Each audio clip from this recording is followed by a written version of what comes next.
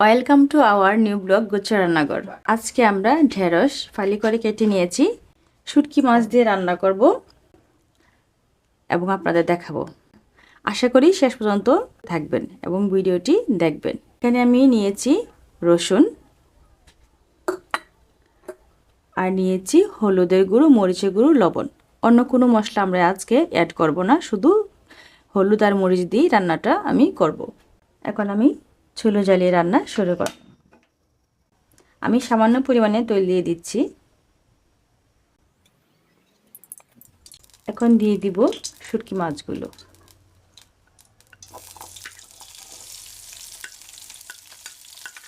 শুটকি মাছগুলো আমি ভালো করে ধুয়ে রেখেছিলাম, আপনারা ইচ্ছা করলে আপনাদের পছন্দ মতো ধুয়ে পরিষ্কার করতে পারেন।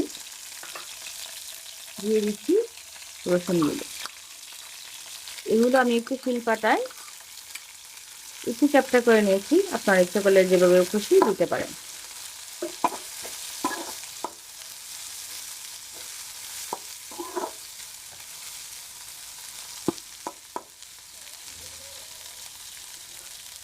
চেপা মাছটা আমি পরে দিব, এখন এটা দিব না, দিলে ভেঙে কাটা হয়ে যাবে।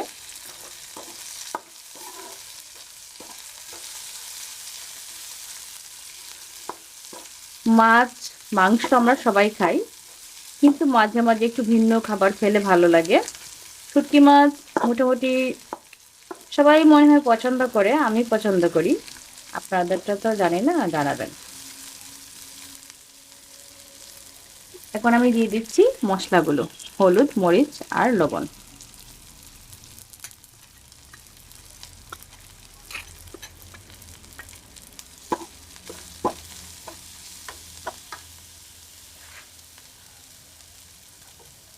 একটু পানি দিয়ে দিচ্ছি।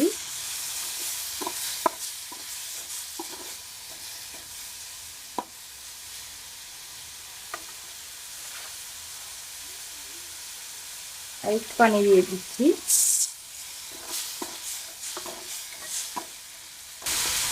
এটা একটু আমি রান্না করে নেব 2-3 মিনিট। আমরা অনেকেই হয়তো জানি না, শুটকি মাছে কিন্তু অনেক প্রোটিন থাকে, যা আমাদের শরীরের জন্য ভালো, এবং শুটকি কিন্তু আমাদের শরীরের ঘাটতি চাহিদা পূরণ করে।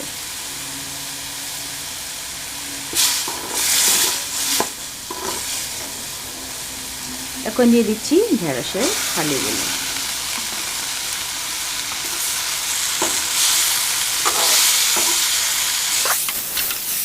দেখুন মশলাটা আমি মিক্স করে নিয়েছি, এখন অল্প একটু পানি দিয়ে দিব।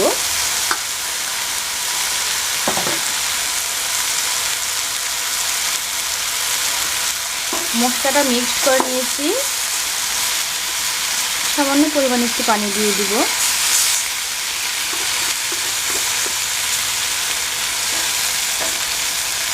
চুলোর আঁচটা কমিয়ে দিলাম।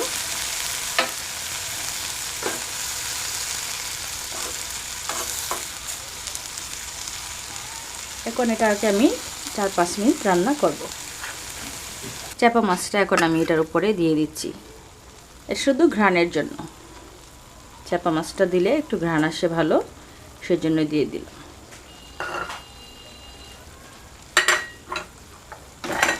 হ্যালো বন্ধুরা, আমাদের রান্না হয়ে এসেছে।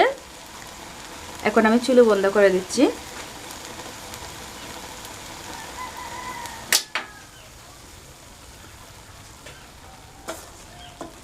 আমাদের রান্না হয়ে এসেছে, দেখুন।